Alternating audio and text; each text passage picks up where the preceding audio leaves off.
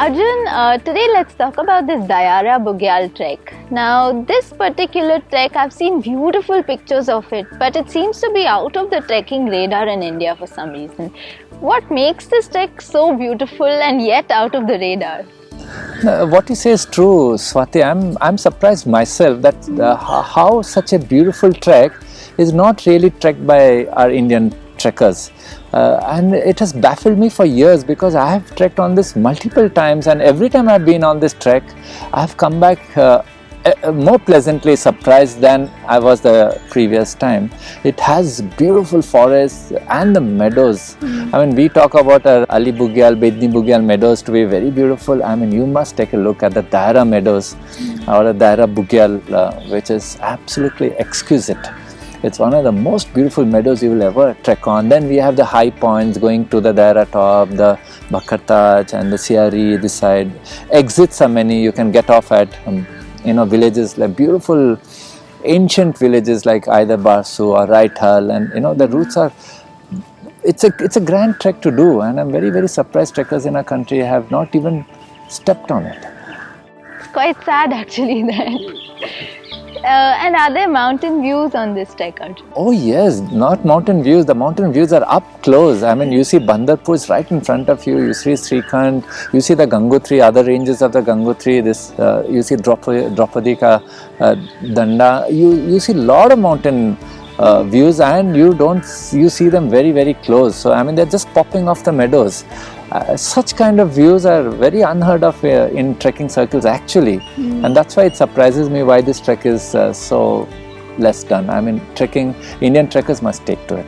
Okay, and can you tell me a little more about the forest trails, because I have seen grand pictures of maple trees and things. So what kind of forests are these? These are typical forests of Uttarakhand. You would have a mixture of oak, rhododendron, sometimes maple trees, and lovely forest. The forest is all around you, and you're trekking under it, and brown carpet of leaves as you go, crunching under your feet.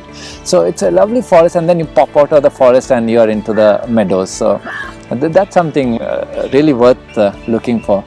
Again, not a very difficult trek either. It's a very moderate trek. So people who are first timers to trekking or first time into Himalayan trekking, this is an ideal trek to start with. Absolutely one of the very good treks to start with. Okay. You mentioned a lot of positives about this trek. Is there anything trekkers need to be wary of before stepping onto this trail? I think something which I would like to mention here is that just because I say this trek is meant for first timers, you must not take it easy. You must not come on the Dayara Bugyal trek unprepared. A lot of trekkers tend to do that. They go getting on the trek and they just don't enjoy the trek because it is a considerable climb to the Dayara meadows. You start at around 7,500 feet, and then you get on to 12,000 feet, and it's all in a span of 2 days. So there is a climb to do, and you must not attempt this trek without preparation. So even though it's a very good trek for first timers, prepare and come on. When is the best time to do the trek in the year?